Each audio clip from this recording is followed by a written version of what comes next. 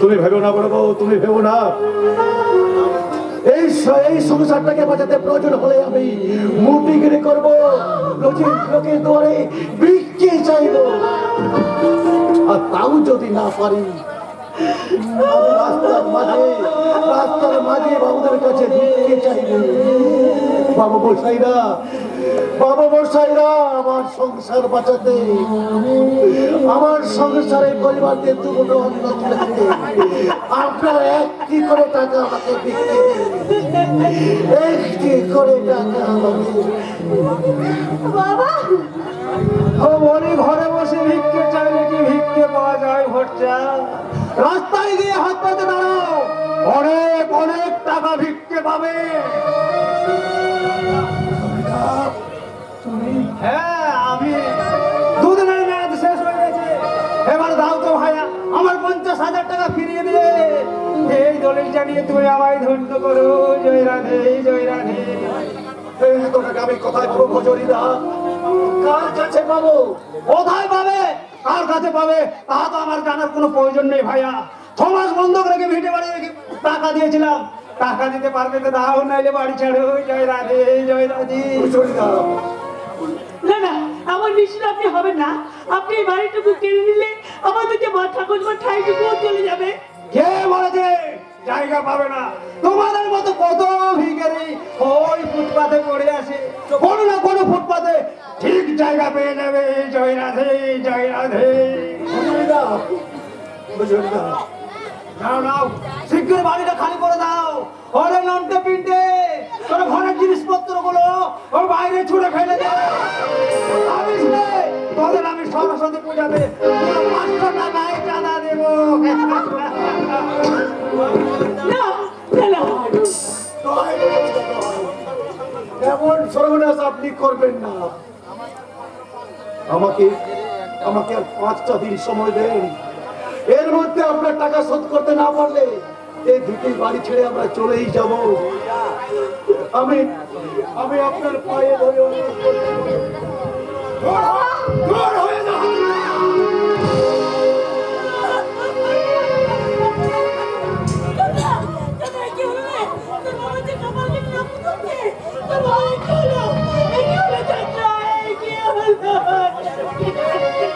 শয়তান, শয়তান, ভজরে শয়তান, অর্থের অহংকারে তুই যে পাপ করলি, আর মহাকালের বিচারে তুই ঠিক শাস্তি পাবি। আর যেভাবে তুই আমাদেরকে বাড়ি ছেড়ে পথে নামিয়ে দিচ্ছিস, একদিন তুইও ওই রাস্তার মাঝে ভিক্ষা করে খাবি। বাবা, সাবাস সাবাস ঈশ্বর, সাবাস। এই ধর্ম আর সত্য রেখার তোমার কি নিদর্শন? যারা তোমার দিন রাত গালিগালাজ করে তাদের সম্পদ তুমি খানায় খানায় ভরিয়ে দাও, আর যারা তোমার পুজো করে তাদের তুমি দুঃখে কষ্টে ভরিয়ে দাও ঠাকুর, তাদের তুমি দুঃখে কষ্টে ভরিয়ে দাও। বাবা, মা, ওরা আমাদের জিনিসপত্রগুলো এবার ছুড়ে ফেলে দিচ্ছে কেন? এই বাড়িটাতে আর আমাদের নেই ভয়, ওদের হয়ে গিয়েছে। না না না না না না, এবারে আমরা কাউকে দেবো না, কাউকে দেবো না। তোর বাপ দেবে রে হারামজাদা, তুই তো একটা পুত্রের ছড়া। এই ভগবান, আমার বাড়ি থেকে বেরোবি, লোকে নড়তে পেন্টে ডেকে এনে গলা ধাক্কা দে বাড়ি থেকে বের করে দেবো। তার প্রয়োজন নেই, তোমাকে আর কষ্ট করতে হবে না। এক্ষুনি আমরা এই বাড়ি ছেড়ে চলেই যাচ্ছি। এখন তুমি কি করবে? না বাবা না, এবারে আমার ছাড়বো না। আমি পঙ্গু হলাম, হাত দুটো আমার দুর্বল নয়। আমার সর্বশক্তি দিয়ে আমি ওদের অন্যায়ের বিরুদ্ধে আমি রুখে দাঁড়াবো। আরে ওমরান না, এই বাড়িতে থাকলে ওরা তোকে মেরে ফেলবে। আচ্ছা চল চল, আমরা গাছ তলায় গিয়ে আশ্রয় নিলে বাবা। কিন্তু আমরা কোথায় যাবো বাবা? ওরে মা, ওরে মা, যাদের কিছু নেই তাদের তো ওই গাছতলা রয়েছে, ওই গাছতলার নিচে আমরা আশ্রয় নেব। ঘাস হবে আমাদের শান্তির, আর ভিক্ষের অন্ন হবে আমাদের রাজভোগ। এমনি করে আমরা সারাটা জীবন কাটিয়ে দেবো রে মা। বাবা বিদায়, বিদায় জন্মভূমি, বিদায়, বিদায় সাত পুরুষের স্বর্গ, চির বিদায়। বুকে ধরে যত সে ফুলের টাকা ছাড়া দিতে ভাগ্যের পরিহাসে বুকে ধরে যত সে ফুলের টাকা ছাড়া দিতে পরিহাসে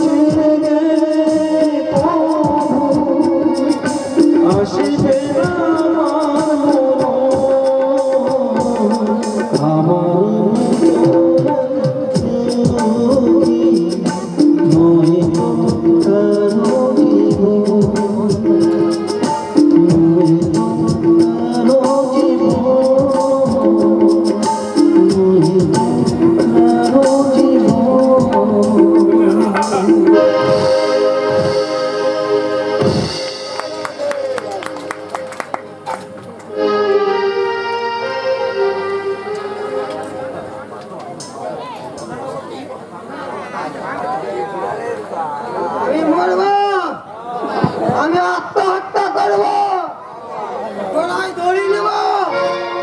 বাতাসি, বাতাসি রে, তোর মনে হয়েছিল আমার সঙ্গে ভালোবাসা করে সোজা তুই কাঞ্চার সঙ্গে ফস্তি নষ্টি করলে, এমনি করে আমার ভালোবাসায় জল ঢেলে দিলে। বাতাসি রে, কেন না বলো, কেন না?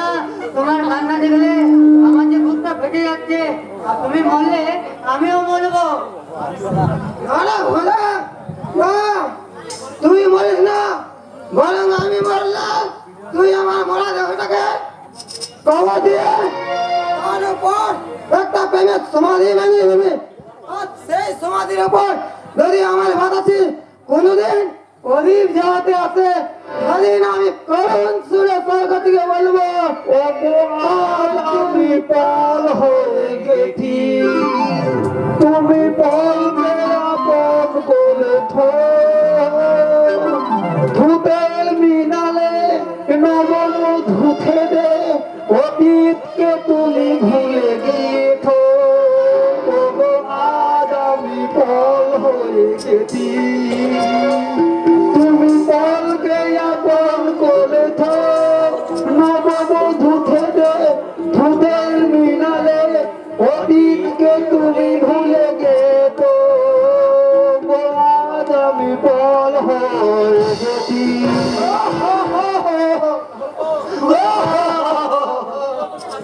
গুরু তুমি শান্ত হও, গুরু তুমি শান্ত হও। না, আমি মরবো, আমি মরবো, আমি এই মদ খেয়ে মরবো। আর মদ খেও না গুরু, আর মদ খেও না। আর ভাত খাবো, মদ খেতে খেতে কলেজা ফেটে যাবে, ফেটে যাবে, মুখ দিয়ে গড়গড় করে রক্ত আমি আসবে, এমনি করে আমি মারবো।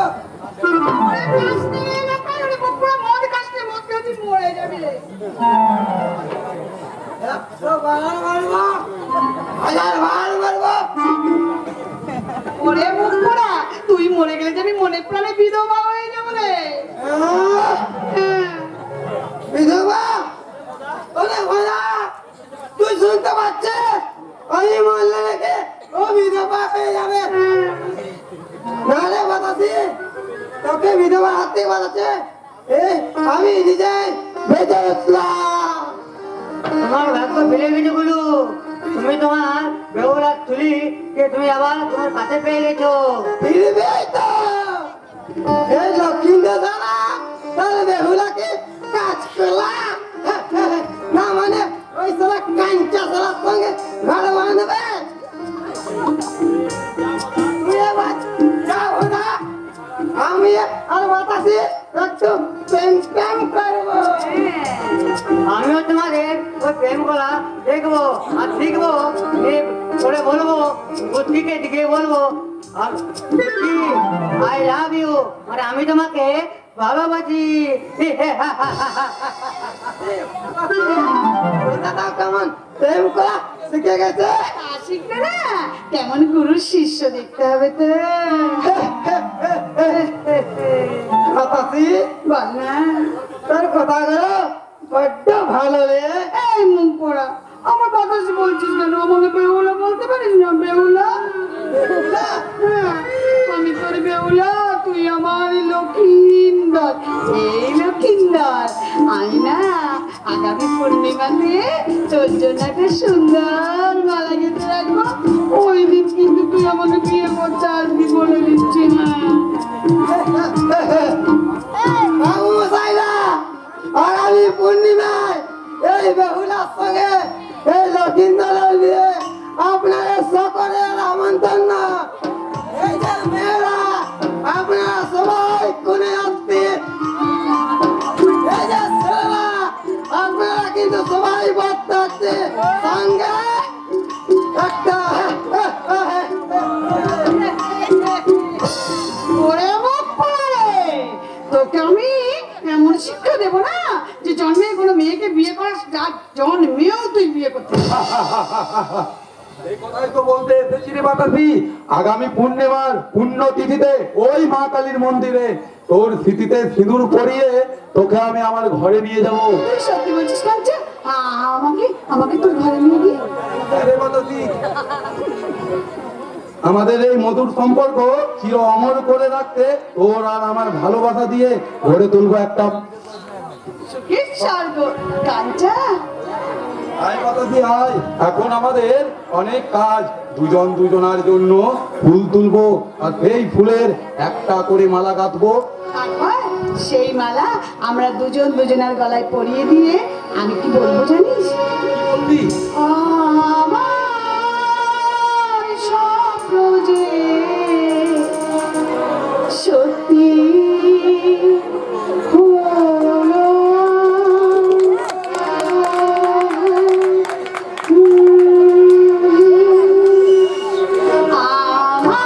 আমার স্বপ্ন যে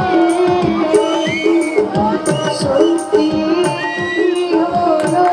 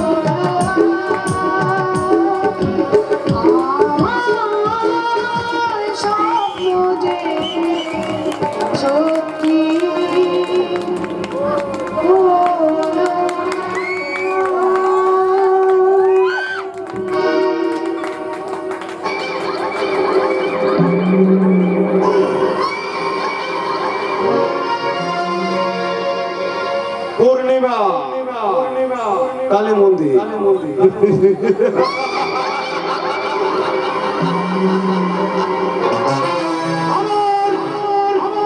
ভালোবাসার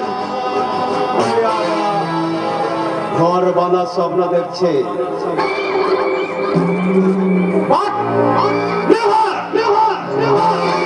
ওই বাধা দুটোকে আমি মুচড়ে ভেঙে দেব। তারপর তার সঞ্চিত মধুর মৌচাকে একেবারে নিগড়ে ছুটে নেব।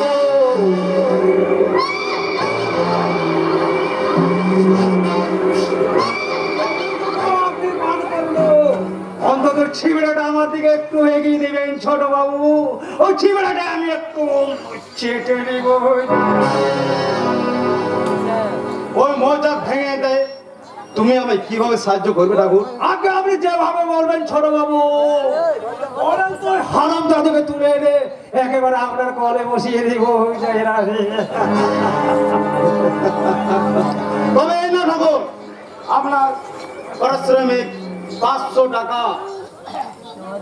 মানে দক্ষিণের তো আগেই দিয়ে দিলে এই ব্রাহ্মণ ভোজন। ব্রাহ্মণ ভোজন? আপনি যৌবন পূজার পূজারি হলেন, আমি ব্রাহ্মণ হলো, আপনি হলেন ওই যৌবন পূজার পূজারি। তাই আগে আপনি পুজো করে প্রসাদ বাড়াবেন। আপনার তৈরি সেই প্রসাদ আমি ভক্তি ভরে পান করিব। যৌবনের এই উপকরণ আস্ত আমি চিবিয়ে খাবো।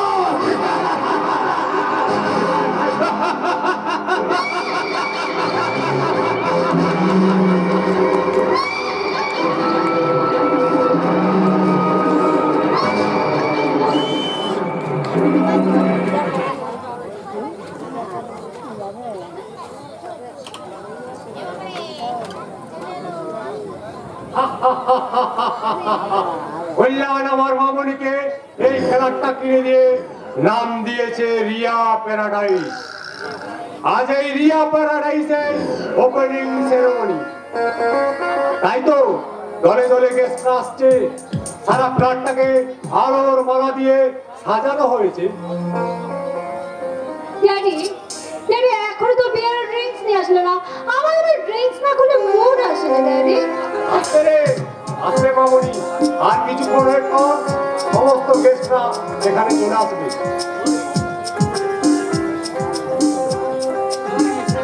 Hello doctor. আমার আসতে একটু লেট হয়ে গেল। Hello doctor. এই যে ডাক্তার, এই যে আমার একমাত্র মেয়ে রিয়া। ও তুমি রিয়া যে, মানে তোমার সেই গৌতমের বিয়ের টাকা কোথা হইয়াছিল? আমি মানে नहीं, আপনি বরং এক কাম করেন, এই রিয়া মামনির জন্য कोई दूसरा हस्बैंड सिलेक्ट करिया रखें। वो हस्बैंड কিছু হইয়া গেলে রিয়া মা হয়তো আমার হাজবেন্ড এক্সচেঞ্জ করে দিতে পারে। ডাক্তার, হ্যাঁ মামনি, তুই বরং পার্টিটা শুরু করে দে। ওই তো অনেকেই এসে গেছে। লেডিস অ্যান্ড জেন্টলম্যান, আজ এই রিয়া প্যারাডাইসের ওপেনিং সেরেমনি। এই ওপেনিং সেরেমনিতে আপনাদের সামনে নাচ গান পরিবেশন করছে আমার একমাত্র মেয়ে ভট্টাচার্য।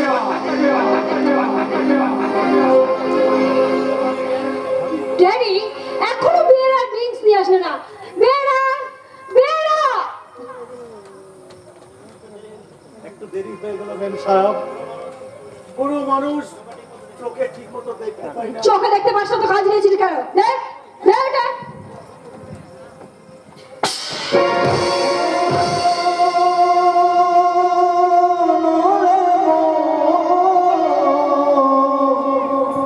ওরে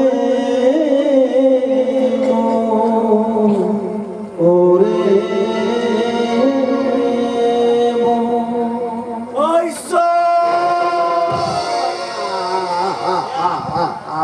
বেরা দেখো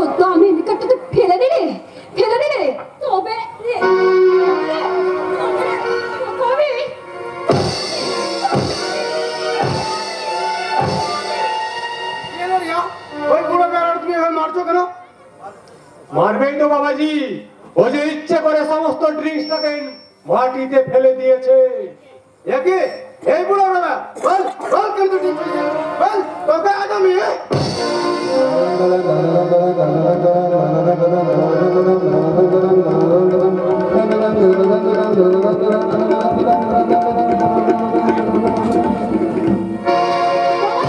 কেন বলেন তুমি এভাবে থমকে দাঁড়িয়ে গেলে কেন? না মানে মনে হচ্ছে পেয়ারার সহিত আপনার কোনো জান পহচান আছে। চেনার চেষ্টা করো বাবাজি, দেখে থাকলে নিশ্চয়ই চিনতে পারবে। পেরেছি বাবা। আমি যখন ছোট ছিলাম তখন এই লোকটা আমাদের বাড়িতে রান্নার কাজ করতো। চিনেছে বাবু আমার ঠিক চিনেছে। বাবু আমায় ঠিক চিনবেই তো, চিনবেই তো। আমার হাতের রান্না বাবুর চেয়ে এখন মনে আছে। কি গো বাবু, কি গো বাবু, তোমার সে রান্না মনে আছে তো? শুক্তো পটলের চিংড়ি তোমার চেয়ে এখনো ঠোঁটে লেগে আছে বাবু, তোমার চেয়ে এখনো ঠোঁটে লেগে আছে।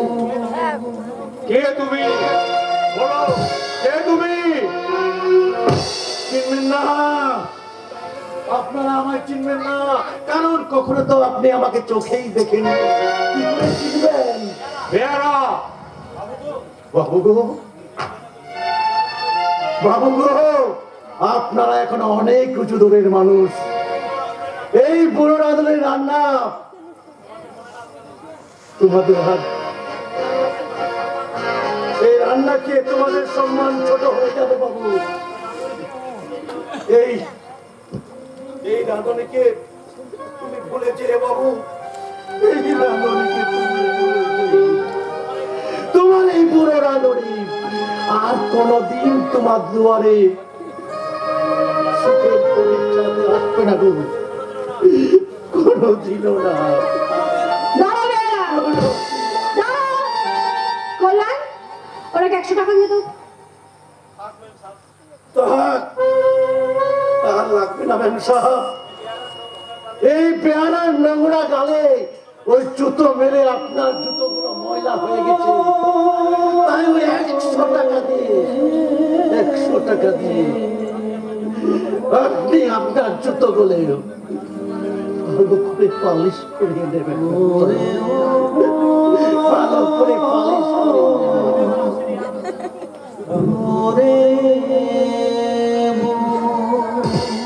আমি এখন আসছি রিয়া, আমার শরীরটা খুব একটা ভালো নেই। আজকের বাড়ি তুমি একা ম্যানেজ করে না। শোন বাবারি শোন, কল্যাণের জন্য তুই মন খারাপ করিস না। নে ড্রিঙ্কস ছাড়াই তুই পার্টিটা বরং শুরু করে দে। Ladies and gentlemen, I am very sorry. আপনাদের খুশি করতে আমি বলছি প্রিয়া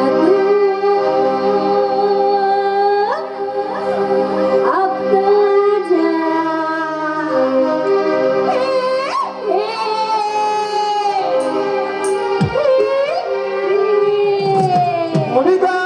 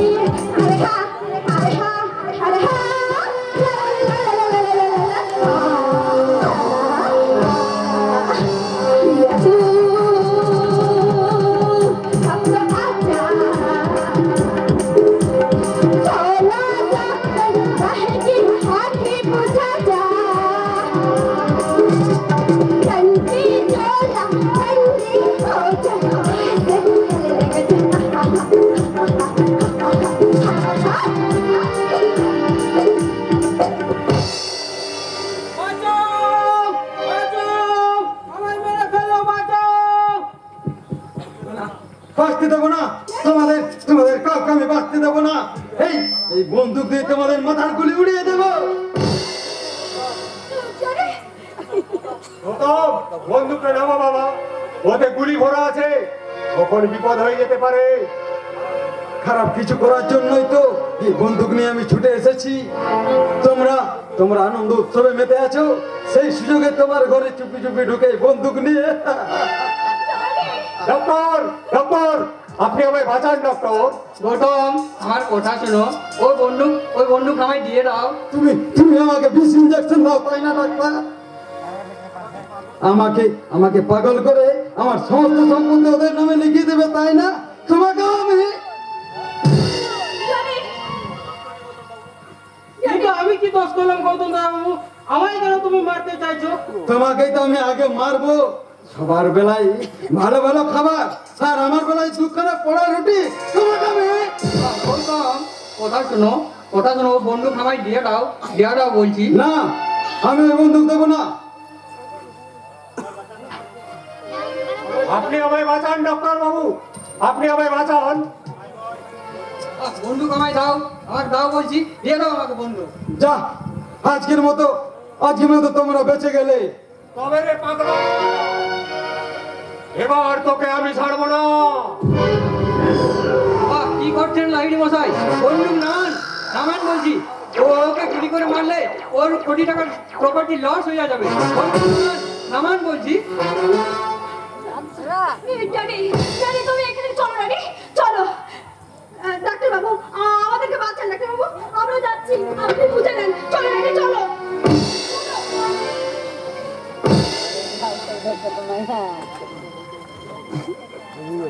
ডাক্তার বাবু, ডাক্তারবাবু, এটুকু দয়া মায়া বলতে কিচ্ছু নেই।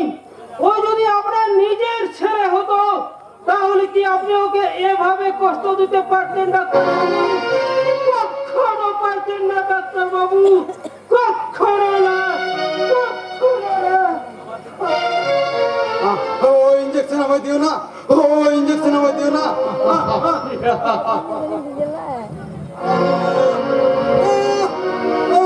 তীব্র যন্ত্রণা, আমার শরীরে তীব্র যন্ত্রণা।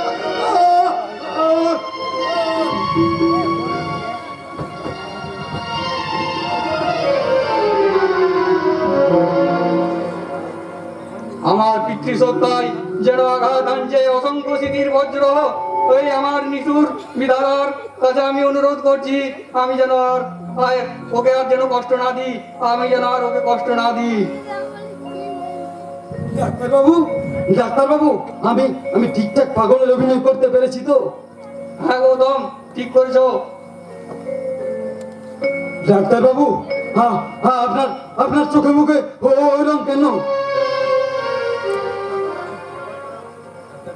ডাক্তার কাকু।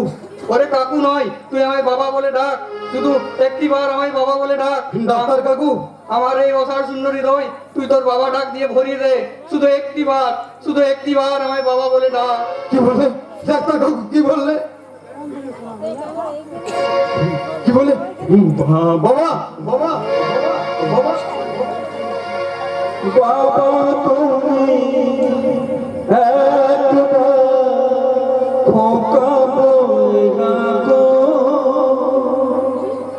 নীরব চোখে কেন তুমি চেয়ে থাকো?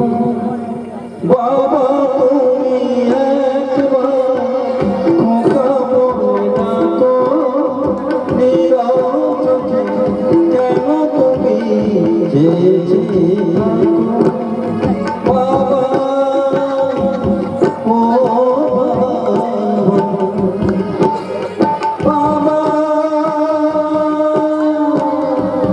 ও বাবা, খোকা!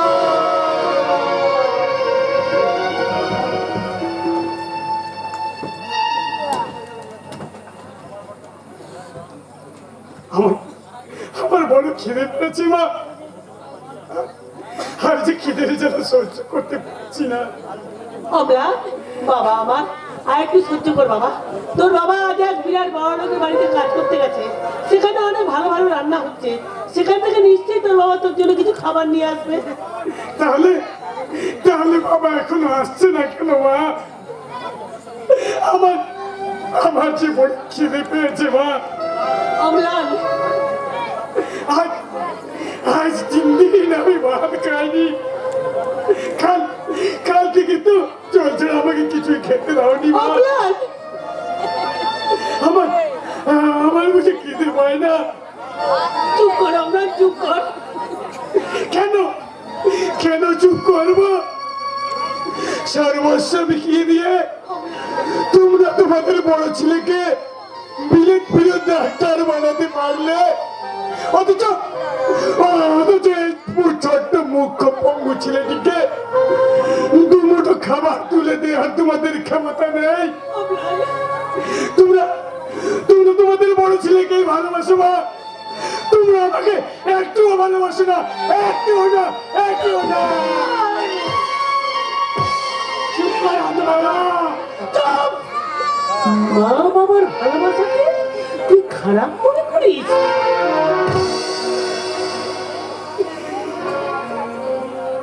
যে একজনকে বেশি দিয়ে আরেকজনকে ফাঁকি দেবে? ওরে বোকা, তোর বাবা যখন আর কর্তব্য পালনে নিশ্চয় একটু অসহায় হয়ে গেছে। তুই কি সেটা নিজের চোখে দেখতে পাচ্ছিস না অম্লান? বল না বাবা, আমায় ক্ষমা করো মা। খিদের জ্বালায় আমার মাথা ঠিক ছিল না মা। তাই তাই তাই হয়তো আমি খারাপ কিছু বলে আমি খুব খারাপ বলে ফেলেছি। সবই আমার ভাগ্যের দোষ না।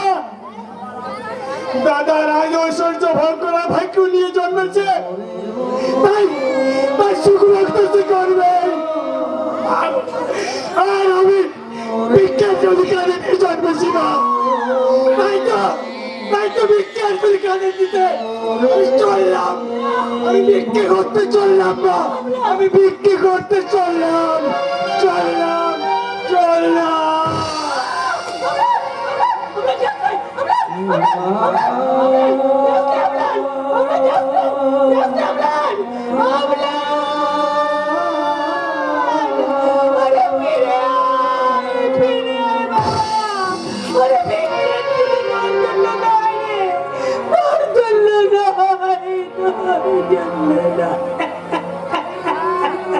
তবু যে আমি নিরুপায় হয়ে রাস্তায় ভিক্ষে করতে দাঁড়িয়েছিলাম মা, কিন্তু কিছু অসভ্য ছেলে আমাকে নোংরা নোংরা কথা বলছিল বলে লজ্জায় ঘেন্নায় পালিয়ে আসলাম। কেন কেন কেন তোমাকে কেন কেন তুই রাস্তার মাঝখানে ভিক্ষে করতে গিয়েছিলি? বল। তাছাড়া আর যে কোনো উপায় নেই মা।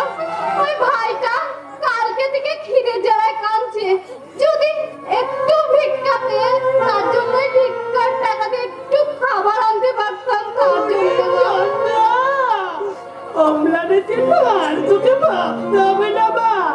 ওরে তোর বাবা আজ এক বিরাট বড় লোকের বাড়িতে বিয়ারের কাজ নিয়ে গেছে, সেখান থেকে যে টাকা আনবে সেই টাকা দিয়ে আমি জানি কিনে ভাত রান্না করবো। কতদিন পর তোরা পর পেট ভাত খাবি বল। না বড় বউ না, আজও আমি তোমার মুখে দুটো ভাত তুলতে পারলাম না। কেন গো, ওরা বুঝি আজ তোমার বেতন দেয়নি? দিয়েছে দিয়েছে বড় বউ দিয়েছে। আমার কাজে খুশি হয়ে ওই ঘরের মালিকান গলে দুটো চোর বসিয়ে দিয়ে আর আমাদের মালিক তোমাকে কিছু বলেনি? বলেছি চন্দ্রা বলেছে, ওই ঘরের মালিক তার পরলোক প্রতিদিনের সামনে নিজের আত্মসম্মান অক্ষুণ্ণ রাখতে জন্মান্তরের সম্পর্কটাকে অস্বীকার করে সে আমার তার বাড়ি থেকে দূর দূর করে তাড়িয়ে দিয়েছে। দেখো, চুপ করে আছো কেন? আমার মুখে দিয়ে দেখো, দেখো আমার মুখে দিয়ে বলো, তুমি কি তখন কল্যাণের বাড়িতে পেয়ারার কাজ দিয়ে গিয়েছিলে? চুপ করে আছো কেন? বলো না, বলো তুমি কি কল্যাণের বাড়িতে গিয়েছিলে? চুপ করো বড় বউ, তুমি চুপ করো। এসব কথা শুনলে লোকে বলবে আমরা আমরা রূপকথার গল্প শোনাচ্ছি। জানিস না চন্দ্রা, জানিস না চন্দ্রা, কল্যাণ আমাদের মস্ত বড় ডাক্তার হয়েছে, তার বাড়িতে দু রঙের দুটো গাড়ি। নাইবা আমরা চড়লাম, নাইবা তার আমার অন্য খেলাম। ওরে সে তো আমাদের এই ছেলে রে, সে আমার স্বীকার না করলেও আমি তো জানি আমার অম্লান আমার পাঁজর দিয়ে গোড়া, আর গোড়া আবার তার ওই স্বার্থে রাজপ্রসাদ।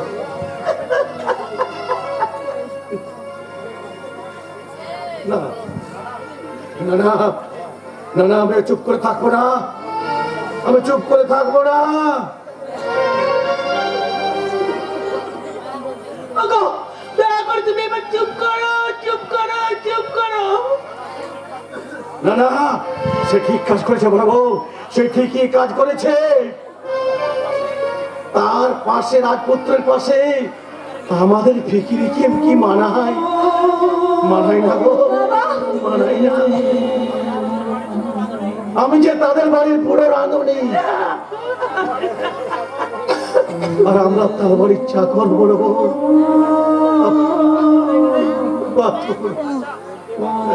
আচ্ছা, তুমি কি পাগল হয়ে গেলে? পাগল হলে বোধহয় ভালো হতা বড় বউ, তাহলে এই সীমাহীন দুঃখ আমার বুকে আর আঘাত আনতো না বড় বউ। এবার তোমার দুঃখের অর্ধেক ভাগ আমাকে দাও বাবা। চন্দ্রা, তুই আমার দুঃখের ভাগ নিবি মা? হ্যাঁ বাবা, একটা নতুন নার্সিং হোমে কিছু নার্স দরকার, তাই এক ভদ্রলোক আমাকে 2000 টাকা বেতনে আমাকে একটা চাকরি পাইয়ে দেবে বলেছে। তুই চাকরি করবি চন্দ্রা? কেন করবে না? কেন করবে না? তুমি যদি অভাবের কারণে পেয়ারার কাজ করতে পারো, তাহলে তোমরা কেন চাকরি করতে যেতে পারবে না? বড় বউ, আর তাছাড়া নার্সিং হোমের কাজ তো মানুষের সেবার জন্য বাবা। দাও না বাবা, দাও না, আমাকে সেই চাকরি করার অনুমতি তুমি দাও না। চন্দ্রা হে, তোকে আমি অনুমতি দেবো রে মা, তোকে আমি অনুমতি দেব। বাবা, হতভাগ্য ভগবান ভট্টাচার্য সোনার সংসারে একটা আশার প্রদীপ জ্বালাতে আত্মসম্মান বিসর্জন দিয়ে তোকে আমি চাকরি করার সম্মতি দিলাম।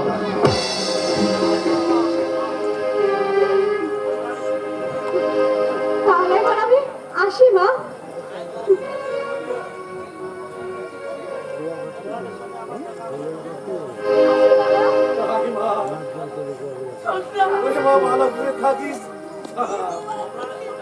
ভাইয়ের সাথে আমার দেখা হলো না, ওকে বলে দিও ওর দিদি ওর জন্য চাকরি করতে গিয়েছে, ওকে আর খিদের জ্বালা কষ্ট করতে হবে না মা।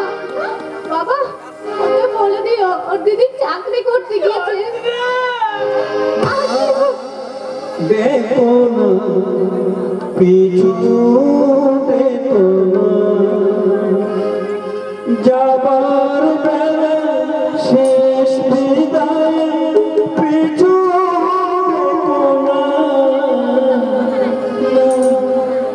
দেখো না, পিছু দেখো না, দেখো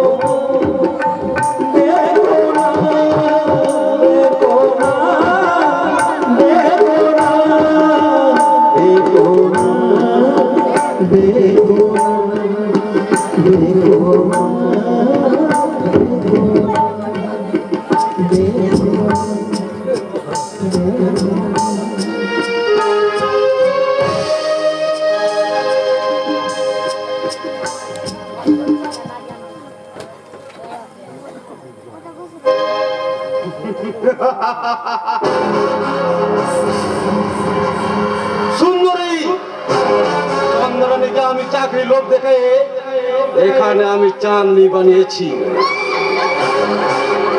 ও হলো আমার পার্সোনাল নার্স। তাই তো ওর তার যৌবনে মিক্সচার দিয়ে আমার মতো রোগীর সেবা করবে।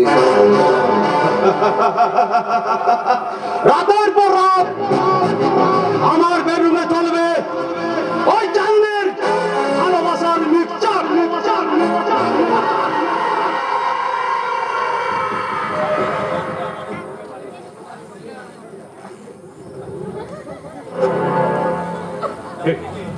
চাঁদনিকে আজ আমার বেডরুমে একটু পাঠিয়ে দিছে।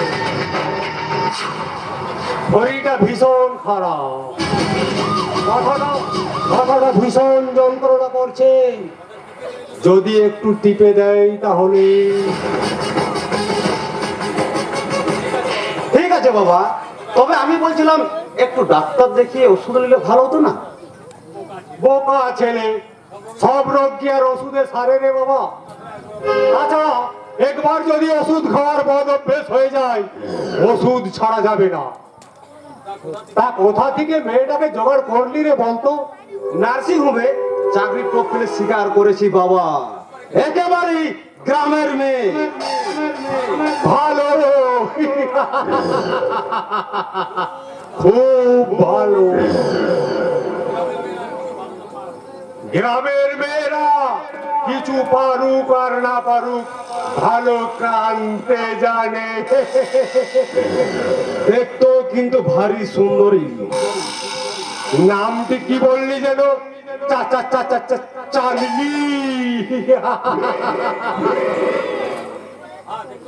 দেখতেও সুন্দরী, বোকা ছেলে। দেখার বয়স কি আমার আছে রে? তুই ওরকম এক কাজ কর, চাঁদনিকে অলওয়েজ রেডি রইতে বল।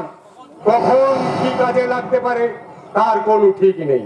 তুমি কিছু ভেবো না বাবা, চাঁদনি অলওয়েজ রেডি আছে।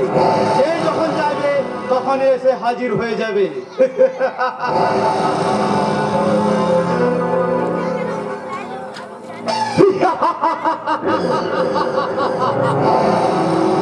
চাঁদনি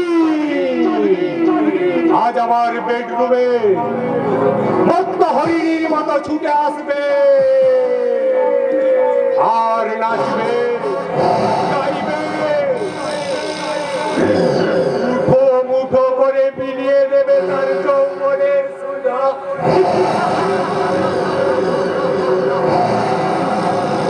আর সেই সুধা আকণ্ঠ পান করে আমি হব মদমত্ত সুধাকর।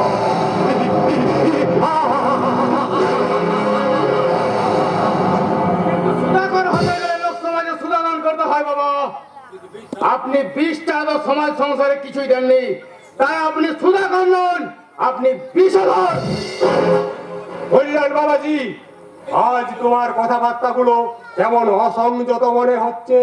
সংযমের বান্ধা তো আপনি আমার ভেঙে দিয়েছেন বাবা। মেয়ের সঙ্গে ষড়যন্ত্র করে প্রতারণার টোপ দিয়ে আপনি আমায় স্বীকার করেছেন। না বাবাজি না। হ্যাঁ বাবা, হ্যাঁ, আপনাদের জন্য আমি কর্তব্য ভুলে গেছি।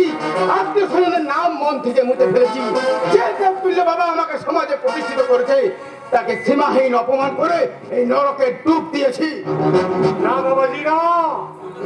কেন বাবাজি, কেন আপনি আমার এত বড় সর্বনাশ করলেন? কেন কেন আপনি আমাকে আমার বিবেকের কাছে এত ছোট করে দিলেন? কেন কেন কেন? ওরে, কে আছিস? চাঁদনি বাইজিকে ভিতরে পাঠিয়ে দে। চাঁদনি বাইজি? হ্যাঁ বাবাজি, হ্যাঁ। চাঁদনি বাইজি তোমাকে আদর করে হুইস্কি খাইয়ে দেবে। মন মাতানো নাচে গানে তোমার শরীরের সমস্ত ক্লান্তি দূর করে দেবে। তার আগে এই নাও বাবাজি, এই সামান্য ড্রিঙ্কস টুকু তুমি পান করে নাও।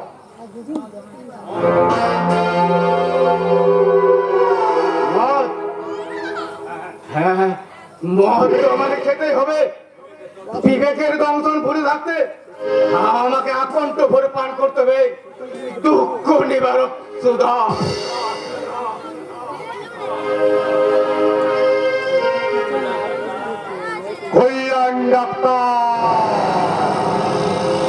যখনই তোমার ওই ঘুমন্ত বিবেকটা জাগ্রত হতে চাইবে, তখনই তোমাকে আমি এই সুধা নামক বিহঙ্গ দিয়ে